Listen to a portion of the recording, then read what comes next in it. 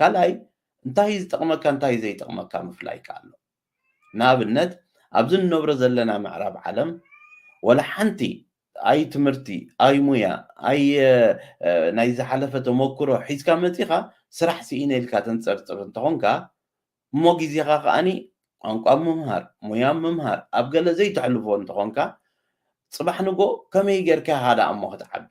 እቲ ዝሪኦ ዘለኹ ሽግር እንታይ እዩ ዕብየት ኩሉ ይደሊ ነቲ መንገዲ ዕብየት ከዓ ኣይክተሎን ከምዚ ዓይነት ኣከያይዳ ከዓኒ ቁኑዕ ኣይኮነን ምክንያቱ መዓልታዊ ትገብሮ ኤቭሪ ኣክት መዓልታዊ ትገብራ ንናይ ፅባሕ መንገድኻ ጉዕዞ ወሳኒት እያ እንድሕር ዳ ሎሚ ንስኻ ትሰርሖ ዘለካ ስራሕ ውፅኢታዊ ክኸውን ኮይኑ እቲ ትሰርሖ ዘለካ ስራሕ ንፅባሕ ንዓኻ ናብ ኣወንታ ዝወስደካ ነገር ክህልዎ ክኽእል ኣለዎ እንድሕር ዳ ንዓኻ ኣብቲ ዘለኻዮ ደው ዘብል ነገር ጥራሕ ትገብር ኣለኻ ከም ሰብ ከዕብየካ ዝኽእል ነገር ዘይትገብር ተለኻ ተመሊስካ እዚ ናብራ ስደት እኮ ስኢልካዩ ኣፅሊኢና ገሌልካ እንተማሪርካ ከመይ ገይሩ እሞ ምኹኑይ ክኸውን ከምኡ ምኹኑይ ክኸውን ኣይክእልን እቲ ክኸውን ዝግብኦ ንኣብነት ኣነ መፅየ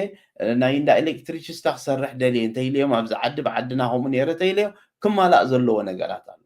እቲ ክማላእ ዘለዎ ከዓ እንታይ እዩ እዚ ክትገብር ኣለካ ናይ ሚልዮ ናይ ኣከባቢ ናይ ኣሰራርሓ ኣገባባት ሴፍቲ ውሕስነት ኣብ ስራሕ ግዜ ገለ ዝብል ኣሎ ኮርሳት ተወሳኺ ነዚ ከይወሰኽካ ናብቲ ትደልዮ ክትበፅሕ ከምዘይትኽእል ትፈልጥ ትኾንካ እቲ መፍትሕ ኣብ ኢድካ ኣሎ ሕጂታ ዝስእና ዘለኹ ብዞም መንእሰያትና እንታይ እያ መፍትሕ ኣብ ኢዶም ሒዞምሲ ዓፅዮሞ ዝወፁ ገዛ ዝተመሊሶም ይኩሕኩሑ ሰብ እኮ የለና ውሽጢ ዝኸፍቶም ፈልጡ እኮ ኣለዉ ክኸፍትዋን ክዓፅዋን ኣብ ኢዶም እኮ እያ ዘላ እንድሕር ዳ ብዝሓለፈ እንዳማረርካ ንመፃኢ ክትገብሮ ትኽእል ነገር ብዝኸንኪ ዝሓለፈ ትገጥኦ ኾንካ ናበይኻ እሞ ክትበፅሕ ክትበፅሖ ትኽእል ርሕቀት ርሑቕ ኣይኮነን ማለት እዩ